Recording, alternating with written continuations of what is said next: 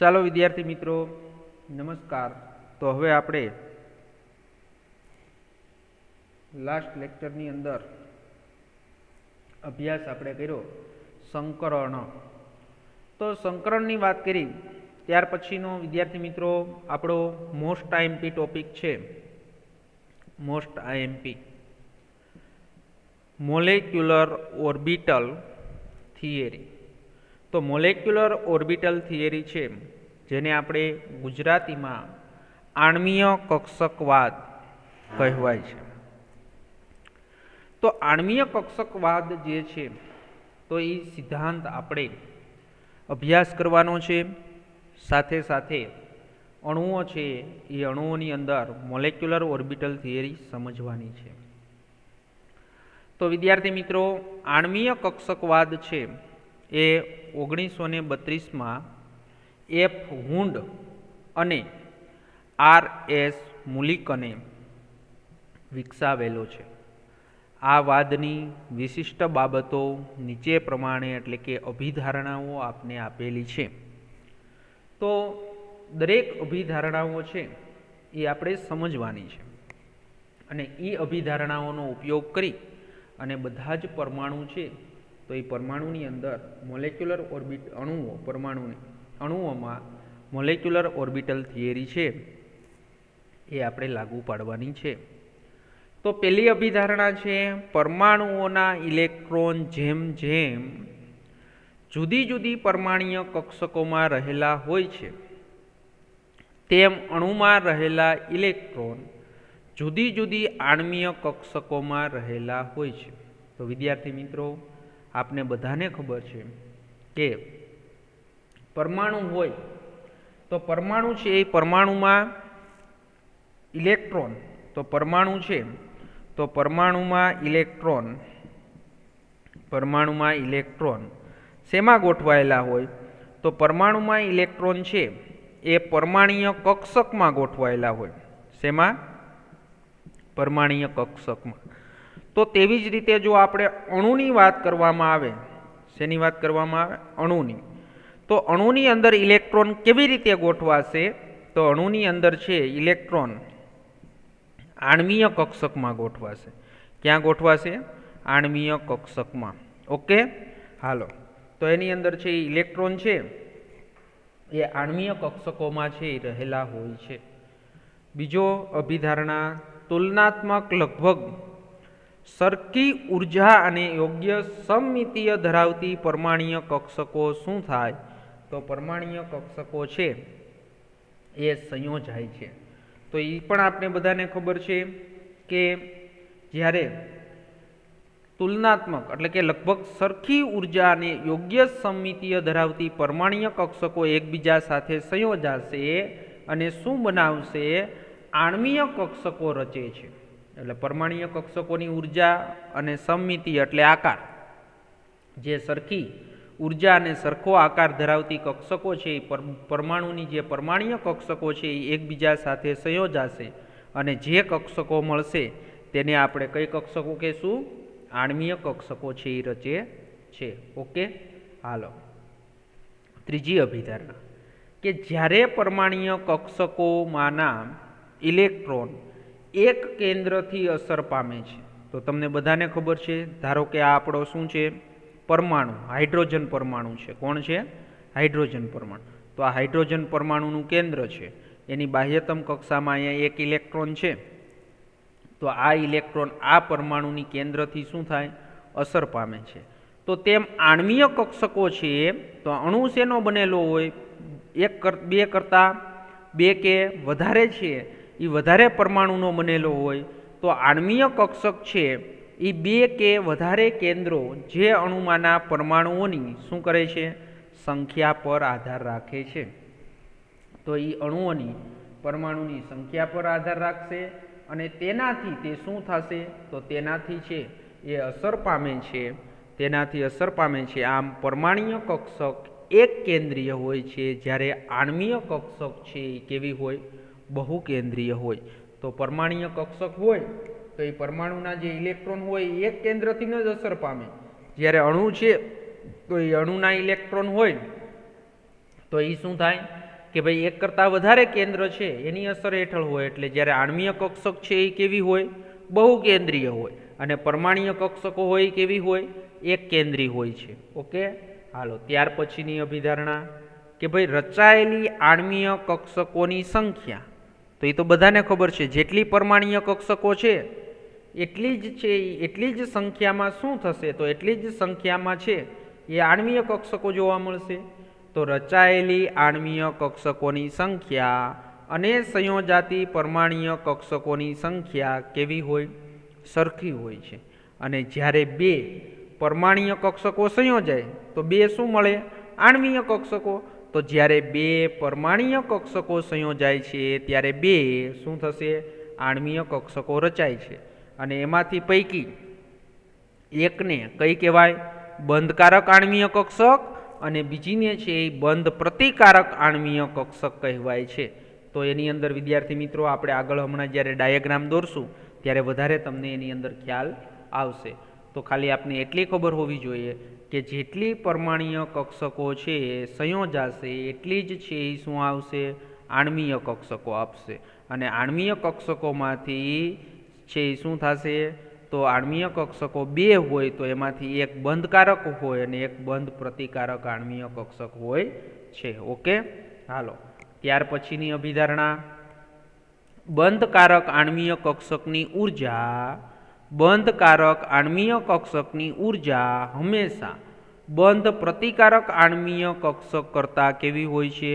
ઓછી. એટલે બંધકારક આણ્વીય કક્ષકની ઉર્જા હંમેશા બંધ પ્રતિકારક આણ્વીય કક્ષક કરતાં ઓછી હોય છે. તેથી તેની સ્થાયીતા કેવી હોય? વધારે. એટલે બંધકારક આણ્વીય કક્ષકની સ્થાયીતા વધારે હોય અને બંધ પ્રતિકારક છે એ આણ્વીય કક્ષકની સ્થાયીતા ઓછી હોય. ઓકે, હાલો ત્યાર પછીની વાત કરીએ. તો જેમ પરમાણુમાં કેન્દ્રની આસપાસ ઇલેક્ટ્રોન સંભવ્યતાની વહેંચણી પરમાણ્વીય કક્ષક વડે દર્શાવાય છે, તેમજ આણ્વીય કક્ષક પાસે પણ અણુમાંના કેન્દ્રના સમૂહની આસપાસ ઇલેક્ટ્રોન સંભવ્યતાની વહેંચણી પણ આણ્વીય કક્ષક વડે દર્શાવાય છે. તો જેમ આપણે બીજા ચેપ્ટરની અંદર પરમાણ્વીય કેન્દ્ર છે, તો એ પરમાણુના કેન્દ્રની આસપાસ જે આપને ઇલેક્ટ્રોનની સંભવ્યતાની વહેંચણી પરમાણ્વીય કક્ષકના આધારે દર્શાવતા હતા, તો તેવી જ રીતે અણુમાં છે ઇલેક્ટ્રોનની સંભવ્યતાની વહેંચણી આણ્વીય કક્ષક વડે દર્શાવી શકાય છે. ઓકે, હાલો તો ત્યાર પછીની અભિધારણા જોઈ લઈએ.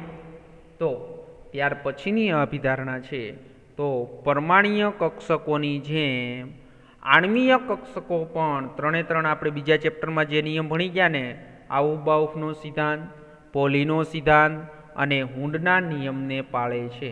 તો વિદ્યાર્થી મિત્રો આ મોલેક્યુલર ઓર્બિટલ થિયરી છે, તો એ મોલેક્યુલર ઓર્બિટલ થિયરીની બધી જ અભિધારણાઓનો આપણે અભ્યાસ કર્યો.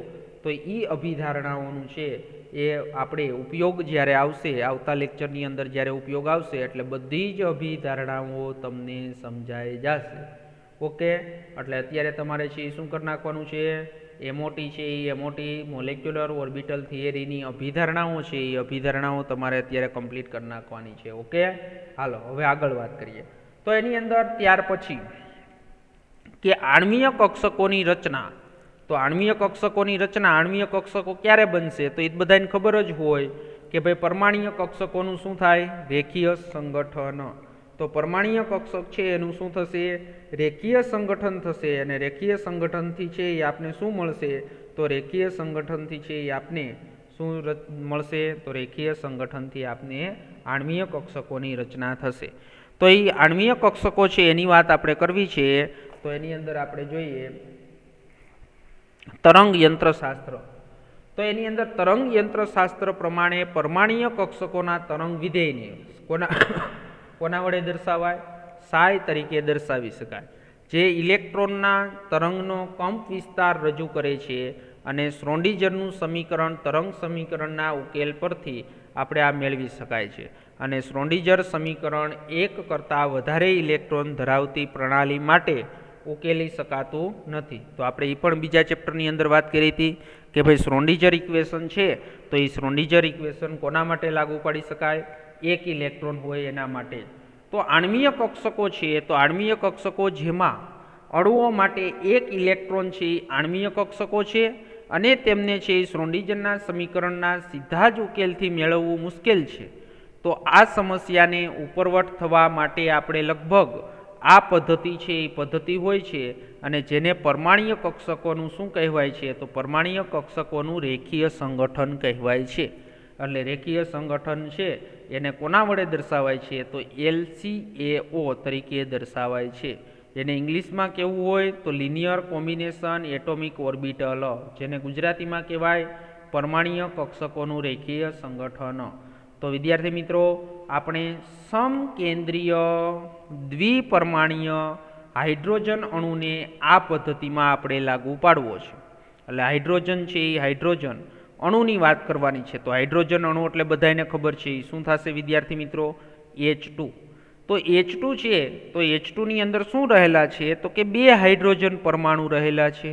તો હવે આપણે જે MOT ભણ્યા તો એની વાત કરીએ તો હાઇડ્રોજન અણુને બે એક A અને B પરમાણુ ધરાવતા અણુઓને આપણે ગણીએ તો આપણે HA લખીએ અને આ HB લખીએ. ઓકે, તો દરેક હાઇડ્રોજન પરમાણુને છે તો એ હાઇડ્રોજન પરમાણુને છે એ તેની ધરાવસ્થામાં એક ઇલેક્ટ્રોન હોય છે. તો બધાને ખબર છે કે હાઇડ્રોજન એક પરમાણુ છે તો એની ઇલેક્ટ્રોનની રચના શું થશે 1s1. એટલે એની ધરાવસ્થાની અંદર કેટલા ઇલેક્ટ્રોન હોય તો તેની ધરાવસ્થાની અંદર એક ઇલેક્ટ્રોન હોય છે. તો આ પરમાણુઓની પરમાણ્વીય કક્ષકોનું તરંગ વિધેય તો એ હાઇડ્રોજન છે એને આપણે psi A વડે દર્શાવીએ અને B હાઇડ્રોજન છે એને psi B. તો psi A અને psi B તરીકે દર્શાવીએ તો ગાણિતીય રીતે છે એ આણ્વીય કક્ષકોની રચના પરમાણ્વીય કક્ષકોના રેખીય સંગઠનથી રચાતી વર્ણવી શકાય છે. અને જે વ્યક્તિગત પરમાણ્વીય કક્ષકોના તરંગ વિધેયના સરવાળા અને બાદબાકી દ્વારા છે એ નીચે દર્શાવેલું છે. તો વિદ્યાર્થી મિત્રો psi MO એટલે મોલેક્યુલર ઓર્બિટલ એટલે શું થશે આણ્વીય કક્ષક. મોલેક્યુલર ઓર્બિટલ એટલે આણ્વીય કક્ષક. તો એને psi A plus or minus psi B વડે દર્શાવાય છે. તો આથી બે આણ્વીય કક્ષકો રચાશે સિગ્મા અને સિગ્મા સ્ટાર. તો એની અંદર જો સિગ્મા તો સિગ્મા એટલે અહીંયા પ્લસ નિશાની આપવાની છે psi A plus psi B અને સિગ્મા સ્ટાર એટલે એને બંધ પ્રતિકારક કહેવાય. શું કહેવાય સ્ટાર જેની માથે દોરેલો હશે એને બંધ પ્રતિકારક કહેવાય. તો ત્યાં નિશાની શું આપવાની છે psi A minus psi B. તો psi A અને psi B. ઓકે, હાલો તો એની અંદર હવે આપણે વાત કરવાની છે પરમાણ્વીય કક્ષકોના સરવાળાથી મળેલી. જો એટલે આ સરવાળો કર્યો ને આપણે તો પરમાણ્વીય કક્ષકો છે પરમાણ્વીય કક્ષકોના સરવાળાથી મળેલી આણ્વીય કક્ષકો છે એને કઈ કહેવાય સિગ્માને બંધકારક આણ્વીય કક્ષકો કહેવાય. અને જ્યારે એની બાદબાકી કરવામાં આવે તો જ્યારે પરમાણ્વીય કક્ષકોની બાદબાકીથી મળેલી આણ્વીય કક્ષકોને છે psi સ્ટાર એટલે એને કઈ કહેવાય બંધ પ્રતિકારક આણ્વીય કક્ષક કહેવાય છે. અને એનો ડાયાગ્રામ આપણે આકૃતિની અંદર છે એ દર્શાવેલો છે. તો જો વિદ્યાર્થી મિત્રો બધું જ આની અંદર સમજાઈ જશે કે ભાઈ આ ઉર્જા છે. આ અક્ષ ઉપર આપણે શું લીધું ઉર્જા. તો આ બે અક્ષ અહીંયા છે એ ઉર્જા છે. ઓકે, હવે જો અહીંયા હાઇડ્રોજન પરમાણુ A છે અને અહીંયા હાઇડ્રોજન પરમાણુ શું છે B છે. તો આની પાસે શું હોય 1s ઇલેક્ટ્રોન એટલે અહીંયા 1s કક્ષક છે.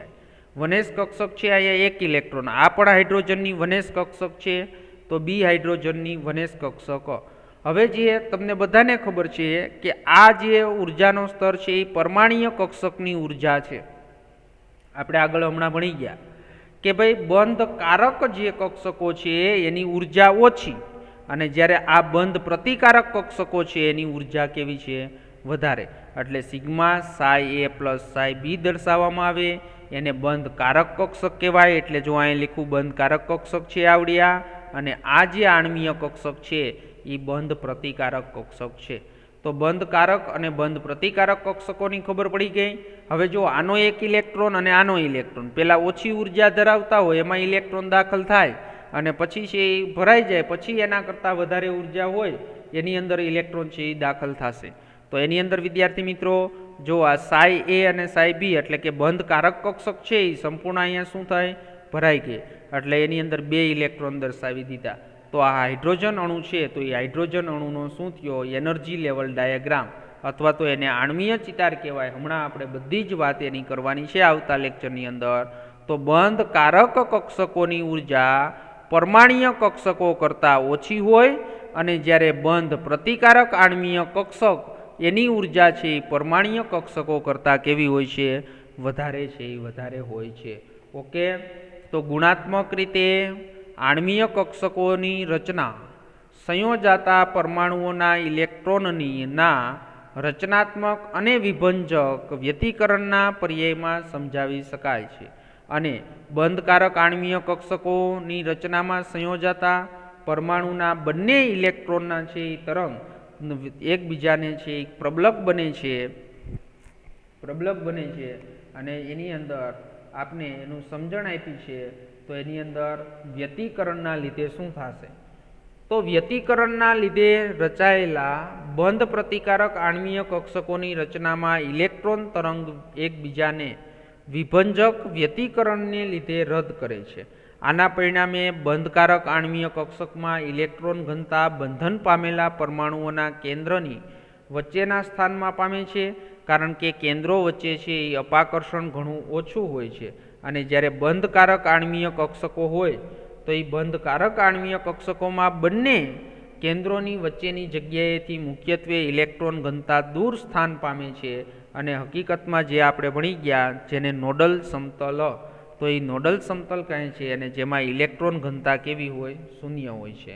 તો બંને કેન્દ્રોની વચ્ચે હોય છે, આથી કેન્દ્રો વચ્ચે અપાકર્ષણ વધારે હોય છે અને બંધકારક આણ્વીય કક્ષકમાં ગોઠવાયેલા ઇલેક્ટ્રોન કેન્દ્રમાં એકબીજાની સાથે ગોઠવાયેલા રહે છે અને અણુને શું કરે છે સ્થાયી બનાવે છે. અને આથી જ બંધકારક આણ્વીય કક્ષક હંમેશા તેમની રચનામાં જોડાયેલ પરમાણ્વીય કક્ષકો કરતાં હંમેશા ઉર્જા કેવી હોય છે ઓછી, અને બંધ પ્રતિકારક કક્ષકો હોય તો એ બંધ પ્રતિકારક કક્ષકોમાં ઉર્જા કેવી હોય વધારે.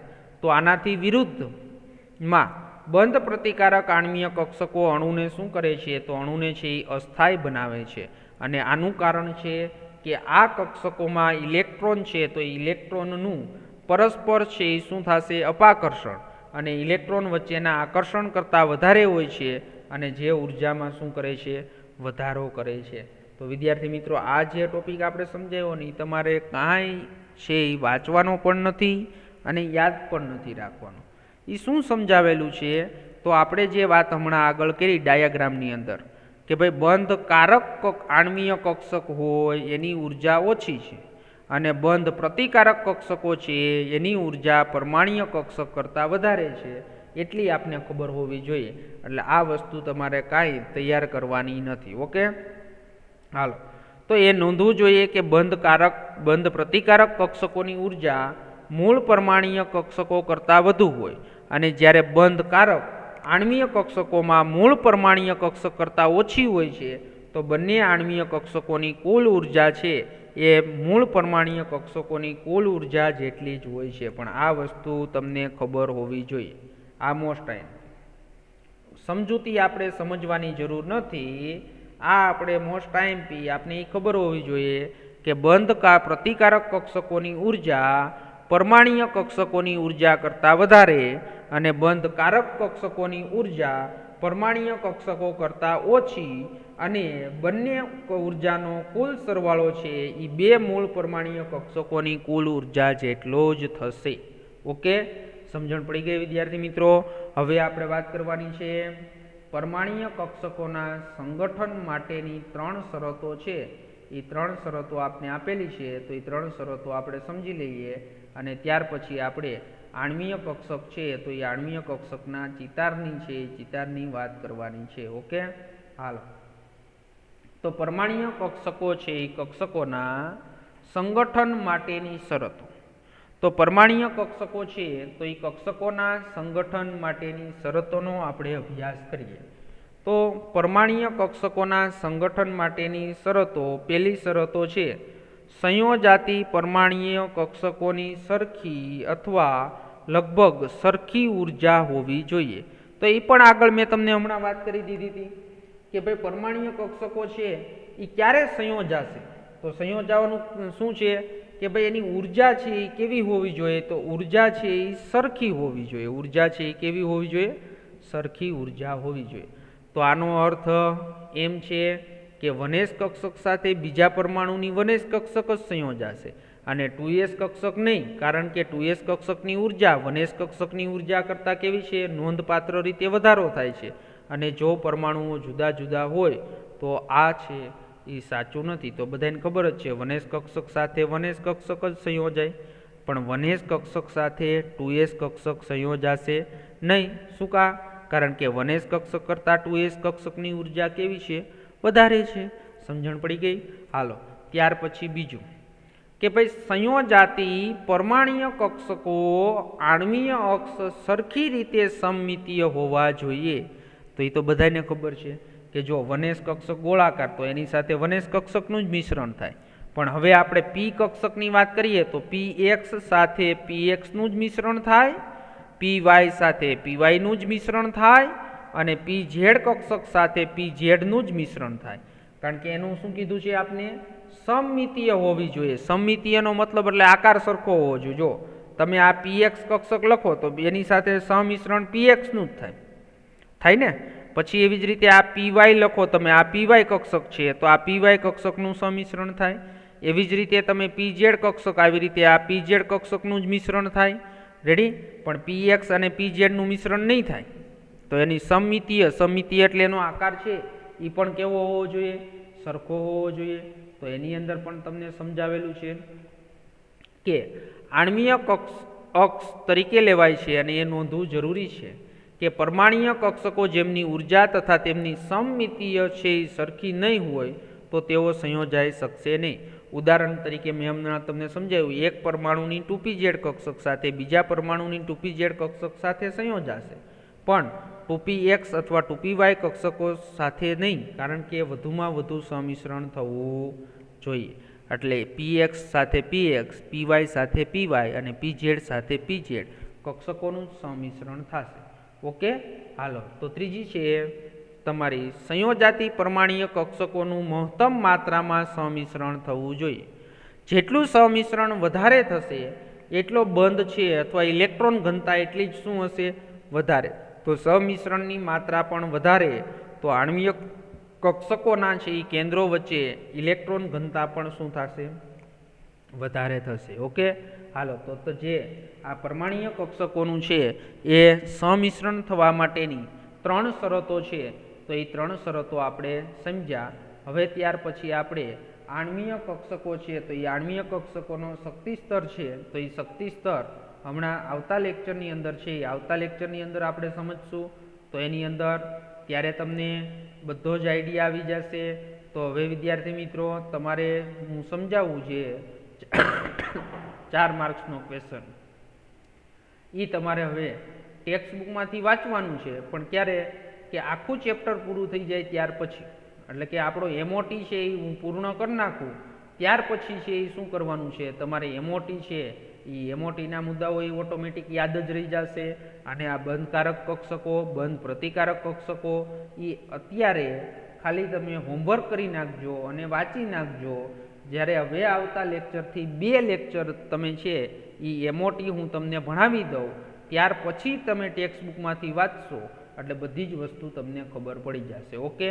તો હવે આવતા 2 લેક્ચર છે એ તમારે સમજ્યા પછી જ આજનો લેક્ચર જે સમજાવ્યો એ બધું જ વસ્તુ તમને આવતા 2 લેક્ચર હું સમજાવું ત્યાર પછી તમને સંપૂર્ણપણે એનો ખ્યાલ છે એ ખ્યાલ આવી જશે. ઓકે?